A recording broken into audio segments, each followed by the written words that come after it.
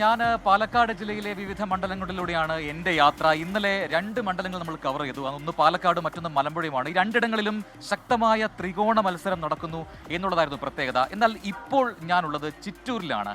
ഇവിടെ ത്രികോണപ്പോരുണ്ടോ എന്ന് ചോദിച്ചു കഴിഞ്ഞാൽ കഴിഞ്ഞ കാല തെരഞ്ഞെടുപ്പുകൾ നോക്കുകയാണെങ്കിൽ BJP ആ രീതിയിൽ വലിയ നിർണായകമായ ഒരു ശക്തിയല്ല ഇവിടെ ചിറ്റൂരിൽ എന്ന് പറയാം. അതുകൊണ്ട് തന്നെ UDF-ഉം LDF-ഉം കട്ടയ്ക്ക് പോര് നടത്തുന്ന ഒരു മണ്ഡലമാണ് ഈ ചിറ്റൂർ എന്ന് പറയാം. കഴിഞ്ഞ 25 വർഷം, കാൽ നൂറ്റാണ്ടിൻ്റെ ഒരു തെരഞ്ഞെടുപ്പ് ചരിത്രം പരിശോധിക്കുകയാണെങ്കിൽ ഇങ്ങനെ മാറി മറിയുന്നു UDF-ന്റെയും LDF-ന്റെയും വിജയം. അതുകൊണ്ട് തന്നെ ശക്തമായ മത്സരം LDF-ഉം UDF-ഉം തമ്മിൽ നടക്കുന്ന മണ്ഡലം എന്ന പ്രത്യേകത ചിറ്റൂരിനുണ്ട്. 2001 ശേഷം നടന്ന 3 തെരഞ്ഞെടുപ്പിലും UDF-നായിരുന്നു ശക്തമായ വിജയം. പിന്നീട് 2016 കെ കൃഷ്ണൻകുട്ടി ഇവിടെ നിന്നും LDF-ന് വേണ്ടി ഈ സീറ്റ് പിടിച്ചെടുക്കുന്നു. പിന്നീട് 2021 കൃഷ്ണൻകുട്ടി ജയിക്കുകയും ചെയ്യുന്നു. ഈ മണ്ഡലത്തിലുള്ള മന്ത്രി കൂടിയാണ്. ഈ 2 ടേമിലും ആദ്യം കൃഷിമന്ത്രിയും പിന്നീട് വൈദ്യുതി മന്ത്രിയുമായി നിലവിൽ കൃഷ്ണൻകുട്ടി മന്ത്രിസഭയുടെ ഭാഗവുമാണ്. പക്ഷേ ഇത്തവണ LDF-ന്റെ ഭാഗത്തു നിന്നും ഒരു പുതിയൊരാൾ മത്സരിക്കുന്നു. അഡ്വക്കേറ്റ് V മുരുകദാസ് ആണ് LDF-ന്റെ സ്ഥാനാർത്ഥിയായി മത്സരിക്കുന്നത്. ISJD സ്ഥാനാർത്ഥിയാണ്. അതോടൊപ്പം തന്നെ മറുഭാഗത്ത് കോൺഗ്രസിനായി മത്സരിക്കുന്നത് ഒരുപക്ഷെ ഇവിടെ ഒരു പേര് K അച്യുതൻ എന്ന പേര് ഈ മണ്ഡലത്തിൽ ചേർത്ത് വെക്കാവുന്ന പേരാണ്.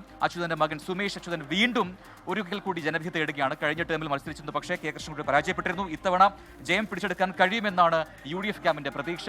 BJP-ക്ക് വേണ്ടി NDA കാൻഡിഡേറ്റ് മത്സരിക്കുന്നത് പ്രണേഷ് രാജേന്ദ്രനാണ്. പക്ഷേ നിലവിൽ കഴിഞ്ഞ ഒരു 25 വർഷത്തെ നോക്കുകയാണെങ്കിൽ വലിയ കാര്യമായ നിർണായകമായ ശക്തിയായി BJP വന്നിട്ടില്ല എന്ന് പറയാം. അപ്പോൾ ചിറ്റൂരിൽ എന്താണ് പൾസ്, എന്താണ് ജനങ്ങൾ പറയുന്നത്, അത് തേടിയാണ് ഇന്നിപ്പോൾ എൻ്റെ യാത്ര ഇവിടെ എത്തിയിരിക്കുന്നത്. നോക്കാം വിശദമായി തന്നെ എന്ത് ജനങ്ങൾ പറയുന്നു എന്നുള്ളത്. 24-ന്റെ സ്പെഷ്യൽ ഇലക്ഷൻ ഡെസ്ക് 24 വോട്ടത്തോൺ അറ്റ് ചിറ്റൂർ.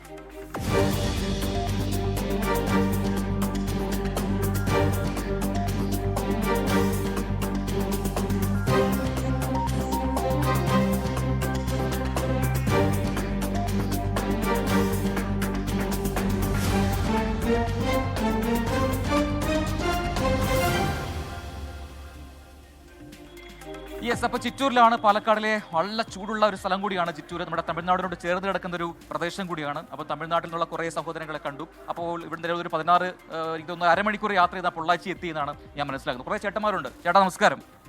പേരെന്താ? മുത്തുസ്വാമി. ഈ ചിറ്റൂരിൽ ആണോ വോട്ട്? ഓക്കെ, ഞാൻ തമിഴ്നാടാണ്. ഓക്കെ,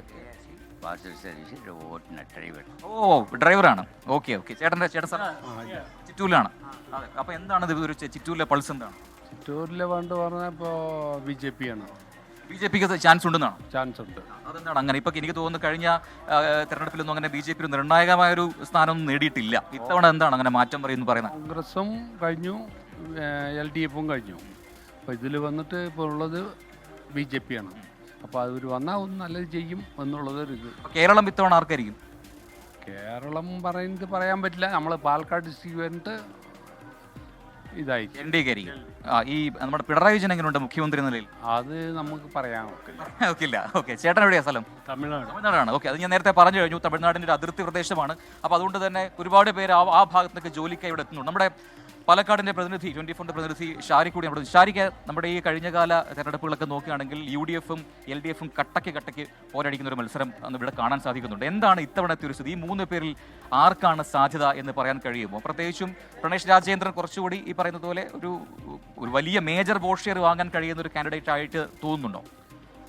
പ്രജിൻ, ഇതിൽ പ്രണേഷ് രാജേന്ദ്രൻ കോൺഗ്രസിൽ നിന്നും രാജിവെച്ചിട്ടാണ് ഇപ്പോൾ NDA സ്ഥാനാർത്ഥിയായി മാറിയിരിക്കുന്നത്. ഈ തിരഞ്ഞെടുപ്പിന് തൊട്ട് മുമ്പാണ് അദ്ദേഹം രാജിവെച്ചതും NDA സ്ഥാനാർത്ഥിയായി ചിറ്റൂർ മണ്ഡലത്തിൽ മത്സരിക്കുന്നതും. അപ്പോൾ പ്രണേഷ് രാജേന്ദ്രൻ അത്രമാത്രം ഇവിടെ വോട്ട് പിടിക്കാൻ കഴിയുമോ എന്ന് ചോദിച്ചാൽ നമുക്ക് അതൊരു നിർണായക ശക്തി ആയിരിക്കില്ല. കാരണം NDAക്ക് ഇവിടെ അത്രയും ഒരു അടിത്തറ ഈ ചിറ്റൂർ മണ്ഡലത്തിലില്ല. ഇവിടെ ഇതുവരെ, അതായത് ഈ കഴിഞ്ഞ കാലങ്ങളിലെല്ലാം ഈ ചിറ്റൂർ മണ്ഡലത്തിൽ കണ്ടിരിക്കുന്നത് LDF-ഉം UDF-ഉം തമ്മിലുള്ള കനത്ത പോരാട്ടം തന്നെയാണ്. കാരണം ഇവിടെ ജനതാദളുടെ സ്ഥാനാർത്ഥിയാണ് മത്സരിക്കുന്നത് V മുരുകദാസ്.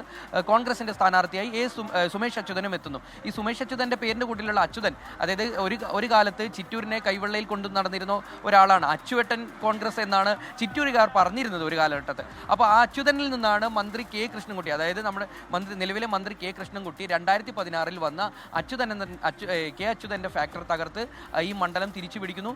ആ തുടർച്ച 2021 ഉണ്ടാകുന്നു. അപ്പോൾ ഇവിടെ മത്സരം എന്ന് പറയുന്നത് UDF-ഉം UDF-ഉം LDF-ഉം തമ്മിൽ തന്നെയാണ്, നിർണായക ശക്തിയല്ല എൻ ഡി എ. ഷാരിഖ്, അതിന് വേറൊരു പ്രത്യേകതയുണ്ട്. 2006 സുഭാഷ് ചന്ദ്രബോസ് ആയിരുന്നു LDF-ന്റെ സ്ഥാനാർത്ഥി. അന്ന് അച്യുതനുമായി കട്ടക്ക് പോരാടി 2000-ഓളം വോട്ടിനാണ് അന്ന് അച്യുതൻ ജയിച്ചു കയറിയത്, രക്ഷപ്പെട്ടു എന്ന് പറയാം. പക്ഷേ 2011 ഇവരിരുവരും വീണ്ടും മത്സരിക്കുന്നു. അന്ന് സുഭാഷ് ചന്ദ്രബോസുമായി മത്സരം ഉണ്ടായെങ്കിലും ഒരു 13,000 വോട്ടിന്റെ ഭൂരിപക്ഷം നേടുന്നു. അതാണ് കെ കൃഷ്ണൻകുട്ടി 2016 പൊളിച്ചെടുക്കിയത്. പിന്നീട് ഇങ്ങോട്ട് 2 ടേമിലും LDF ജയിക്കുന്നുള്ളതാണ്. പക്ഷേ അത് ഇത്തവണ നിലനിർത്താൻ കഴിയുമോ എന്നുള്ളതാണ് ചോദ്യം.